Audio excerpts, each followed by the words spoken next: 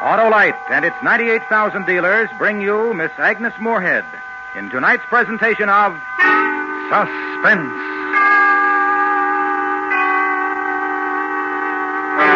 Tonight, Autolite presents the exciting new radio play by the originator of Suspense, Mr. William Spear. The story is called Death and Miss Turner. Our star, the First Lady of Suspense, Miss Agnes Moorehead.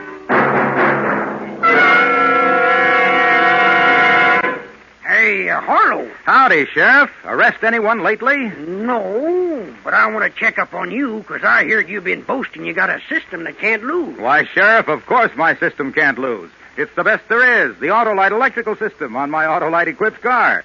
Why, every unit and component part is related by Autolite engineering design and manufacturing skill to give the smoothest performance money can buy. What system is that, Harlow? The electrical system, Sheriff, including the Autolite starting motor, distributor, coil, generator, battery, spark plugs, and all the other parts of the complete Autolite electrical system installed as original equipment on many leading makes of our finest cars, trucks, and tractors. You mean you're always right with the Autolite electrical system? You sure are, Sheriff. That's why it pays to insist on Autolite original factory parts for your Autolite-equipped car. And remember, from bumper to tail light, you're always right with Autolite. And now, Autolite presents transcribed Death and Miss Turner, starring Miss Agnes Moorehead, hoping once again to keep you in suspense.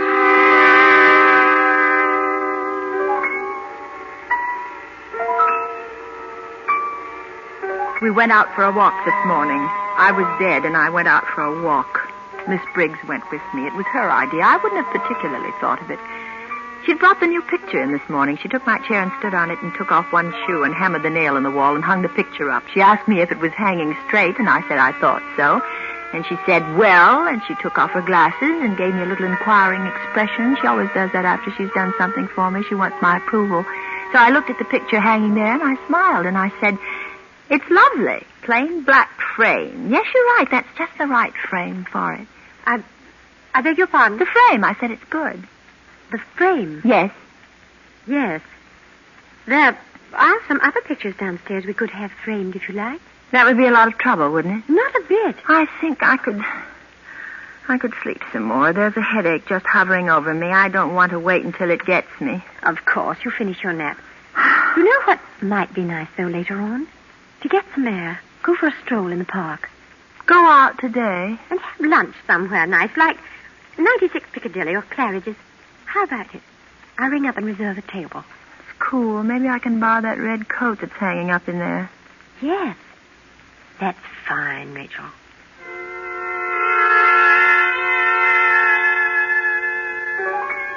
I was dead. Long, long dead. And I went out for a walk. My name is Rachel. Yes, there can't be any doubt about that now.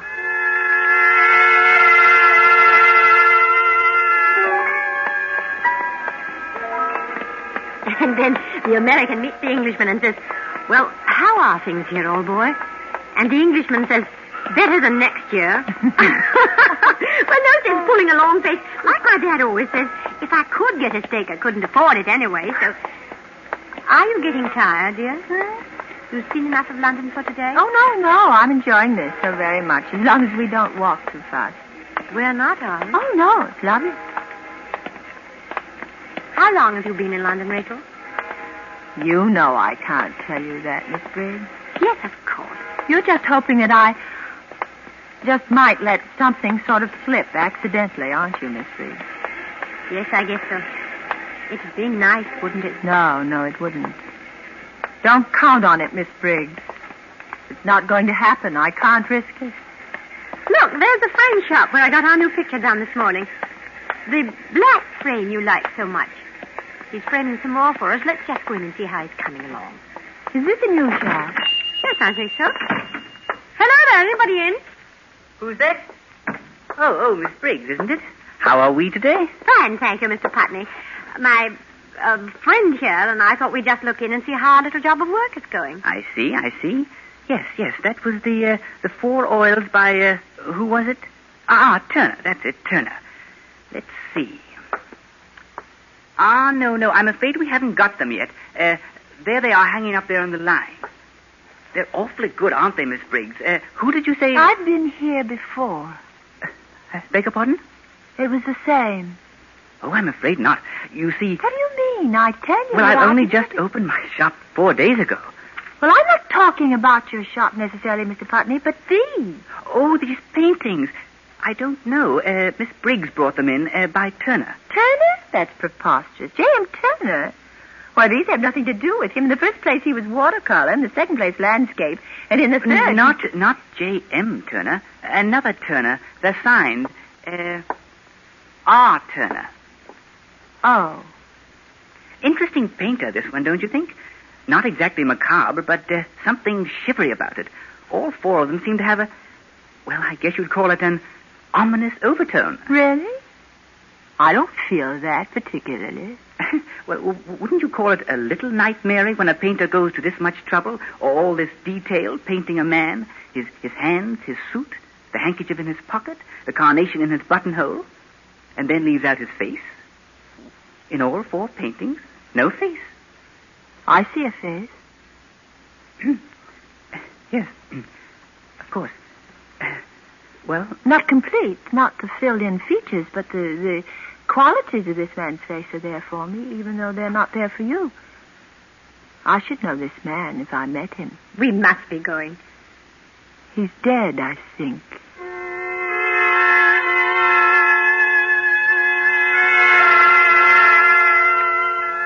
We rode back in a taxi, Miss Briggs and I. She had a bundle which Mr. Putney said she'd ordered or something. I wasn't listening to them. Every time I opened my mouth to say something, I gave them an advantage. Every time I went out for a walk with one of them, like today, I showed things in my expression that told them what they wanted to know.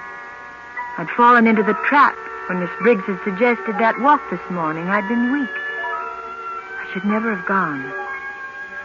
I want to be dead, and I won't be brought back from it. Well, had a nap, Rachel? Yes. What have you got there? This? Some stuff I ordered the other day from Mr. Putney. Oh? What is it? You laugh. No. Well, I know it's foolish, but as my dad says, faint heart never drew a royal flush. I must say I don't know what that means quite. I'm not a card player. Anyway, it's something I've always wanted to have a private dabble at. They say it relaxes the nerves. And who knows? I'm younger than Grandma Moses. Paints. You bought a box of paints. And brushes. This one, if you please, costs 2 guineas. It's for the fine detail work, he says. Sable. Huh? It's a sable brush. And these things, you mix your colors on them. Palettes. And then there's whatever this is, fixative. And, well, anyway, I've gone and got a perfect smasher of a real professional kit. Now, if someone will teach me to draw a straight line. You didn't buy this box of paints for yourself, did you, Miss Briggs? Well, whatever. You bought them for me. That was it, wasn't it? I was a painter. That's what you're waiting for me to find out. R. Turner, the painter who does portraits of a man without a face. It's Rachel Turner. Is that it? I don't remember it, but is that it? Am I Rachel Turner? Wait here. I'm going to get Dr. Grice.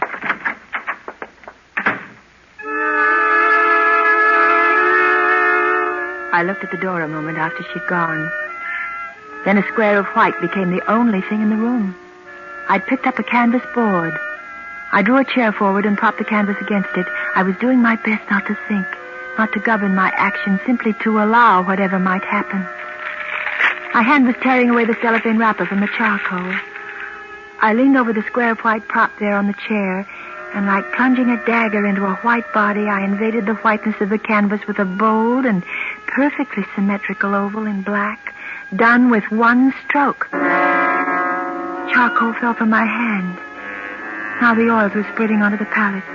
Sable brush stabbing into the colors, blending them, testing the mixture of perfect flesh tone. Why? For what sake? There was a roaring in my ears like the sound of a train rushing through the night.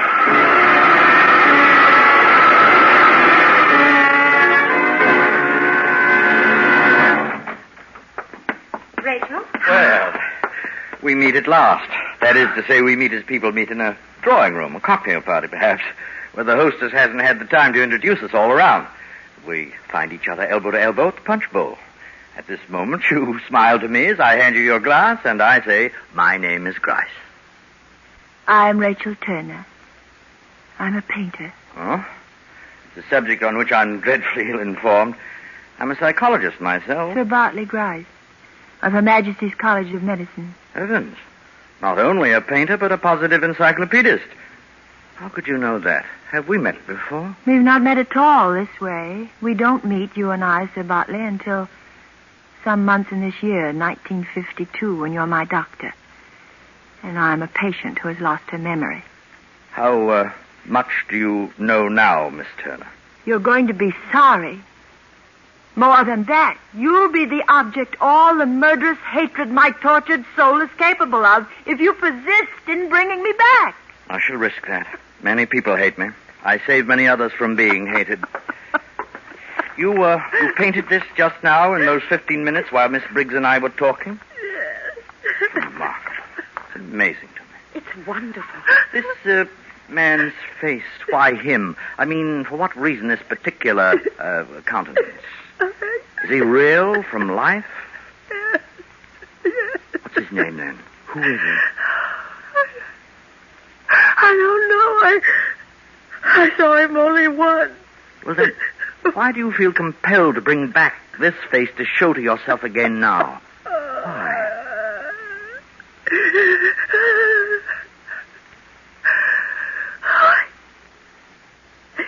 It's the face of the man I murdered.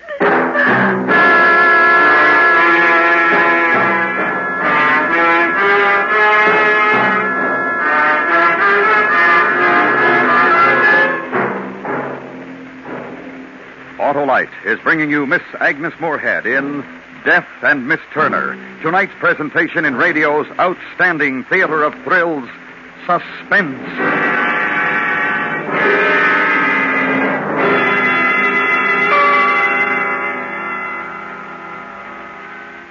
Say, Harlow, does my car have an Autolite electrical system? It sure does, Sheriff, for yours is one of the many leading makes of our finest cars, trucks, and tractors equipped with an Autolite electrical system. And Autolite is the world's largest independent manufacturer of automotive electrical equipment. What kind of chores does this system do, Harlow? Well, Sheriff, it goes to work at the flick of the ignition switch and performs every second your engine runs. It works, too, every time you turn on your radio, sound your horn, use your electric windshield wiper, or heater. That's why it will pay you to treat the electrical system of your car to a periodic checkup at your car dealers or authorized Autolite service station. You can find the location of your nearest authorized Autolite service station in the classified section of the telephone directory under Automobile Electrical Service. Or call Western Union by number and ask for Operator 25. And remember, from bumper to tail light, you're always right with Autolite. And now, Autolite brings back to our Hollywood soundstage Miss Agnes Moorehead in Elliot Lewis's production of Death and Miss Turner. A tale well calculated to keep you in suspense.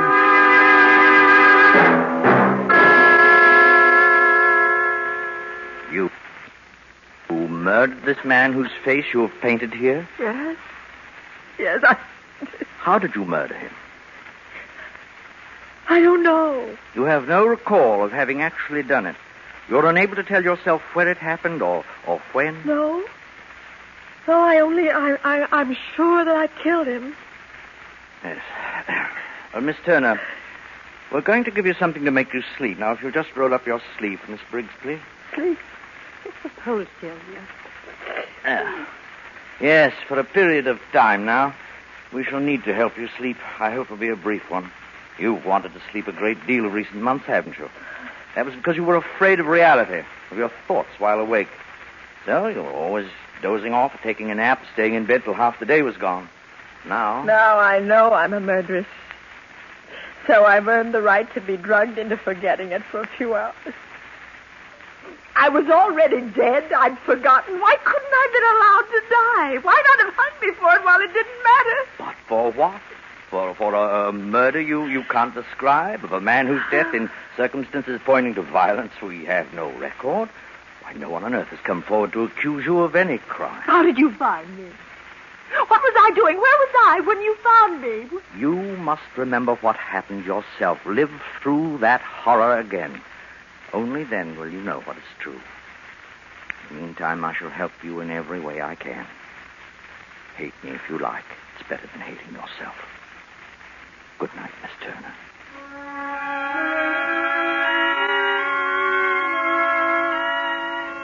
So many years to remember. A life brought back to be my own. The figures and landscapes and people which belonged to me when nothing had been mine the day before. It was all there, up until my birthday. What happened on the 16th of April? I remember the night before. It was the last thing I remembered until awaking here in the hospital on the first day of May. I was standing in the lobby of the hotel, just having got off that rickety elevator. And my bag was packed. It was there at my feet. And the porter came around from behind his booth and handed me an envelope. After that, nothing.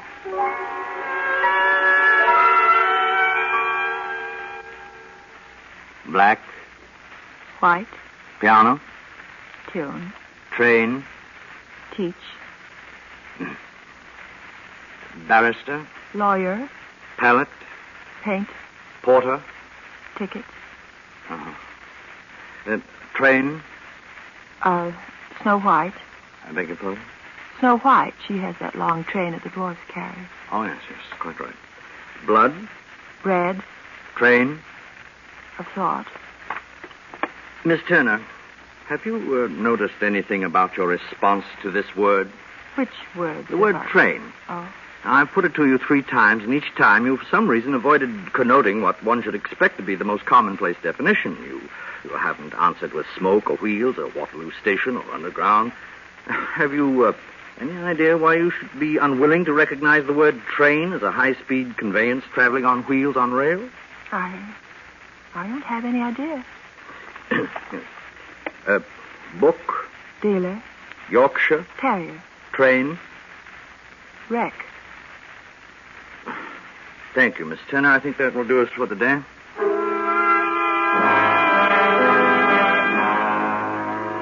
Miss Briggs took me back to my room. I was in a fever. I could hardly walk straight. She kept dabbing at my forehead with her handkerchief, but it didn't do any good. I could see her lips moving, probably asking me if I was all right and could she help me, but I couldn't hear her. There was another horrifying, terrible sound filling my ears.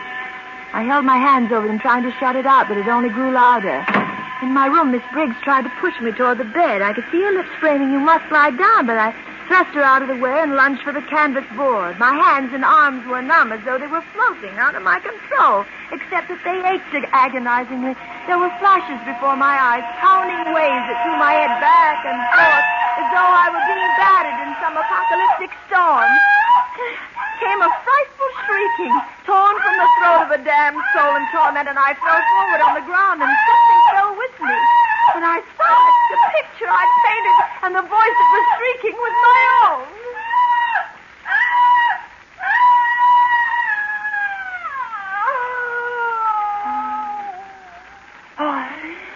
I can't. Rachel. I can't. Rachel. Lie down. Yes, Rachel. Lie down.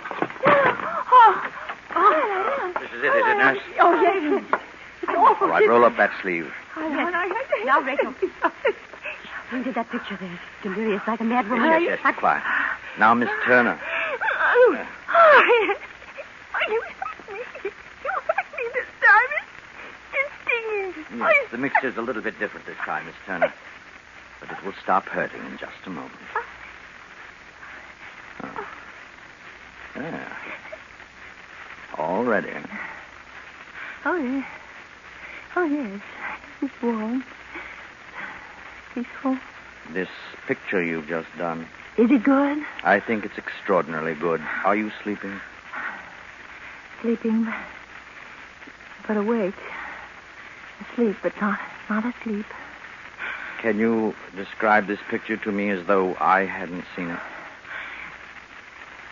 A man sitting in a railway compartment looking out of the window of a train. Opposite him with her back to us is a woman. It's as though we were the woman whose attention is on this man. As though we were this woman? Yes. Don't you mean that you are this woman, Miss Turner? Yes, I am. What day is it now? My birthday. April 16th. Last April. Yes, that's the day. I'm aboard the Flying Scotsman Express. I'm on my way to Edinburgh to paint the moors. I'm in a first-class compartment. Alone, I'm relaxed and happy. I feel the urge to paint something. Right here as the train goes speeding along. And what do you paint? A man. That is the embodiment of a man. His posture, his clothes. But for some reason, I can't paint his face. I know his face, but I find it impossible to transfer it to the canvas. I make 4 separate versions of him, but each time my brush remains poised in midair, refusing to invade the oval of white where the face should be.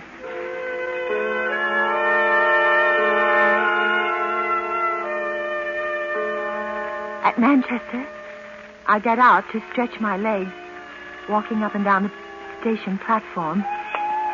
And when I resume my compartment, I find that I have a fellow traveler sharing it with me.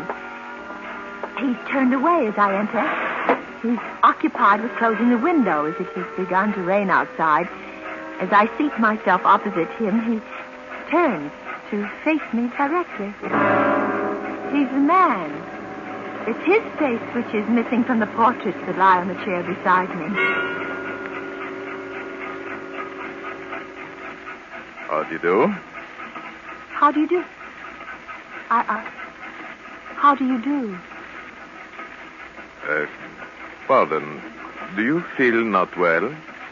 Forgive me for staring at you. I mean looking at you in this way. It is all right. Fine. I'm a painter, you see. Artist? Yes, good. An artist. Well, this is the impossible part. Here, you see these pictures? Huh? Oh, yes. Very interesting. I mean, not to know who it is, his face. Oh, but I do know. I didn't feel I could do the face before, but now I can. Oh, sure.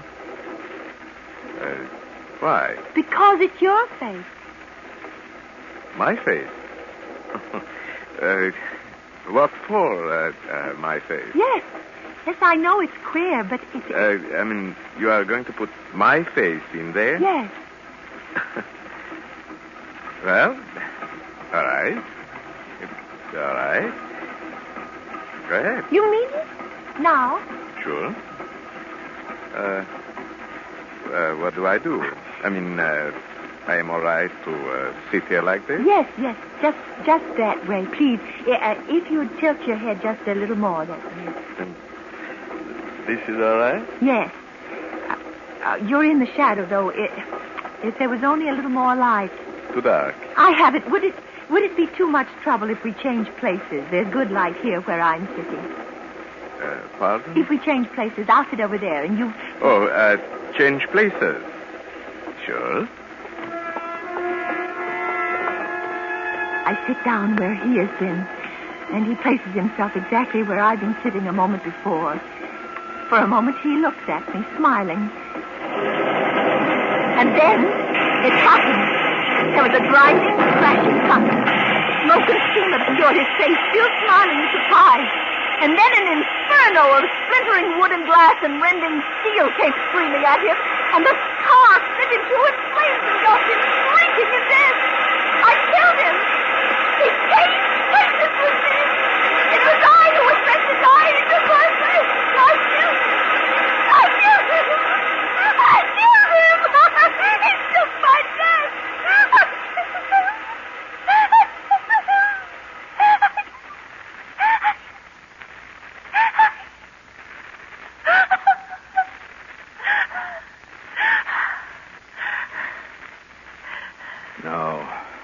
You didn't kill him.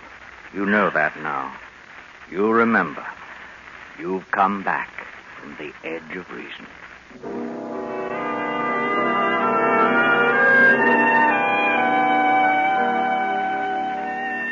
I'm going home. Sailing at midnight. It'll be midwinter. The snow on that Connecticut ridge. Those leafless elms in their rolling purple shadows. They gave me a farewell tea this afternoon, and I even had a cocktail. The hostess was much too busy to introduce us all around, but a very nice gentleman came up to me and introduced himself. My name is Grice. I'm a psychologist. I am Rachel Turner. I'm a painter.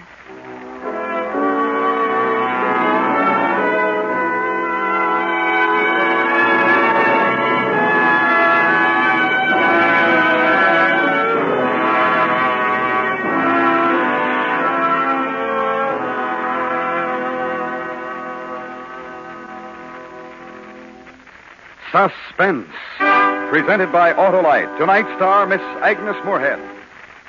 This is Harlow Wilcox speaking for Autolite, world's largest independent manufacturer of automotive electrical equipment. Autolite is proud to serve the greatest names in the industry. They are members of the Autolite family, as well as are the 98,000 Autolite distributors and dealers in the United States and thousands more in Canada and throughout the world. Our family also includes the nearly 30,000 men and women in 28 great Autolite plants from coast to coast, and Autolite plants in many foreign countries, as well as the 18,000 people who have invested a portion of their savings in Autolite. Every Autolite product is backed by constant research and precision built to the highest standards of quality and performance. So remember, from bumper to tail light, you're always right with Autolite.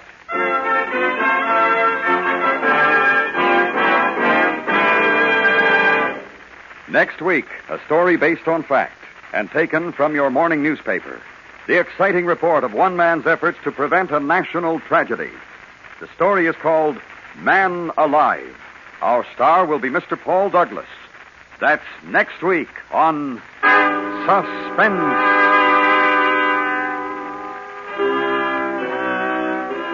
Suspense is transcribed and directed by Elliot Lewis, with music composed by Lucian Morowick and conducted by Lud Gluskin. Death and Miss Turner was written for Suspense by William Spear. In tonight's story, Jeanette Nolan was heard as Miss Briggs, Joseph Kearns as Dr. Grice, Paul Freese as the man on the train, and Charles Davis as the shopkeeper. Agnes Moorehead may currently be seen touring in Don Juan in Hell by George Bernard Shaw.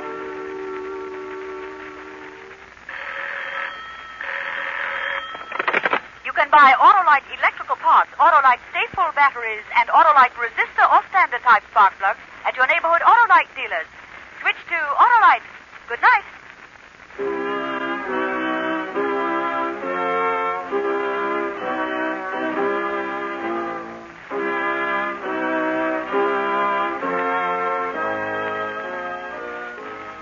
This is the CBS Radio Network.